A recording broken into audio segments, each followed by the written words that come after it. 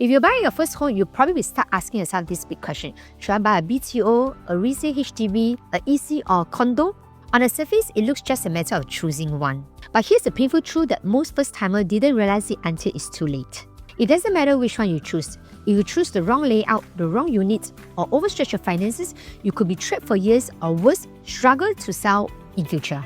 This is the number one dilemma I hear from most first-timers. You worry about buying too big or overstretching your finances, but also worry about missing out the appreciation when you play it too safe. Let's break it down step by step. Number 1, BTO. BTO flats are most affordable. They are the lowest entry price and probably have some grants as well. But there's actually a 3 to 5 years waiting period to be built, and there's actually a MOP of at least 5 years depending on whether is it a standard prime or a plus HDB. It is good if you can wait, and it's actually the safest bet. Option 2, resale HDB. Resale HDB give you the space and the keys right away. It is immediate move-in with bigger layouts, and you can choose the central locations that you like. But there's higher upfront prices and older lease. It is very good if you want the space and the location right now.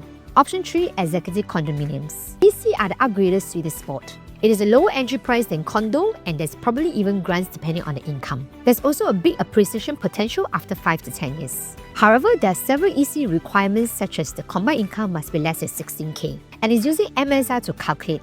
This means that very high chance you'll be actually paying a higher upfront down payment. There's actually a 3 to 4 years construction time, and you need to wait for 5 years before you can actually sell. It is best if you want a condo lifestyle at a HDB entry price and can plan for a long term. Option 4, a private condominium. Private condominiums give us the maximum flexibility. There's no MOP, which means you can rent out anytime.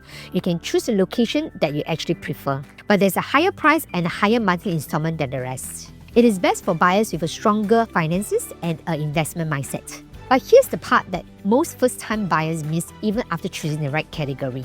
The real profit or loss comes down to the unit you choose. Let me give you 2 real-life examples. Example 1, Commonwealth Tower. At Commonwealth Tower, a 2-bedroom size 689 square feet. On the 3rd floor is asking 949,000, and on the 39th floor is asking 1.188 million.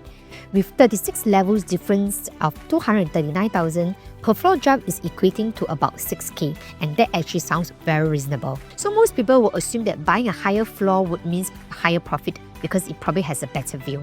But when it comes to resale, you realize that the lower floor on the 3rd floor actually makes more profit than the higher floor.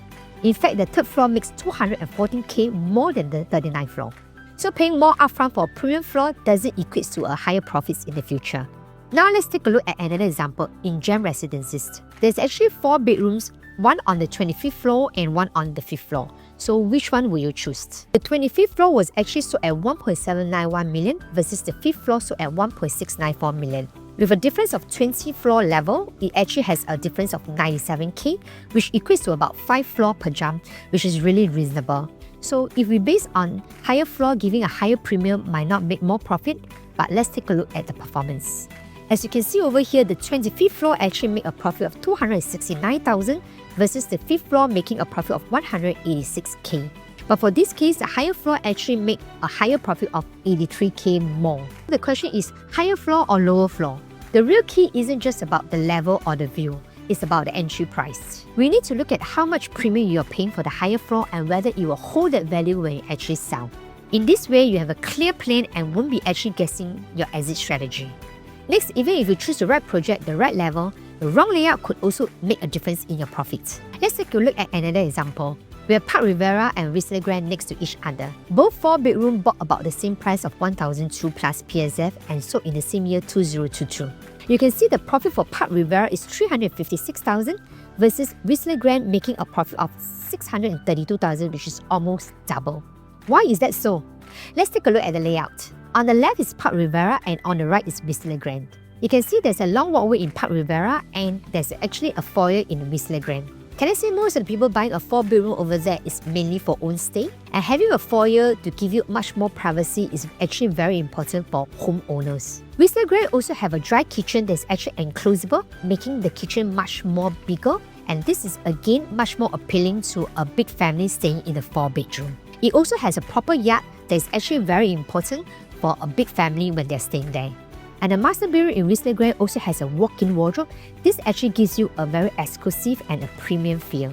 So overall, you can see that the 4-bedroom in Risley Grand is actually a much more appealing and attractive layout when it actually comes to resale. Now let's take a look at another example. We have the Crest versus Principal Garden right next to each other. Both of them bought about the same PSF, about 1,006 plus PSF, and sold about the same year in 2022. The 3-bedroom profit of the Crest is about 247,000 versus the profit of Principal Garden, which is about 730k.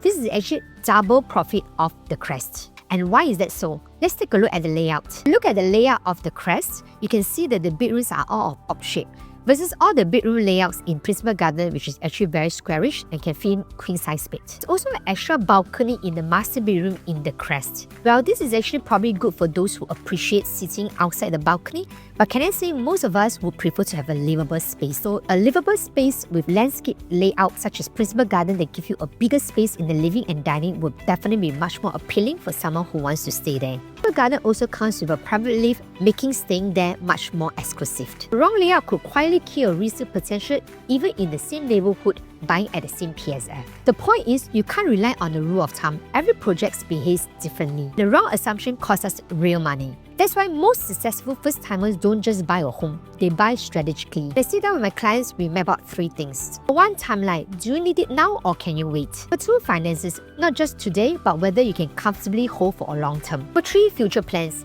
Is this a forever home or a stepping stone to upgrade? We don't just pick on price tag, we map out affordability and upgrading potential. Plan the right project, the right level, the right layout, so that you can actually enjoy a home today and protect your profits tomorrow. This way you can make a choice with confidence and not confusion. Feel free to PM me for a coffee session to give you more clarity. Once again, I'm Christine and see ya!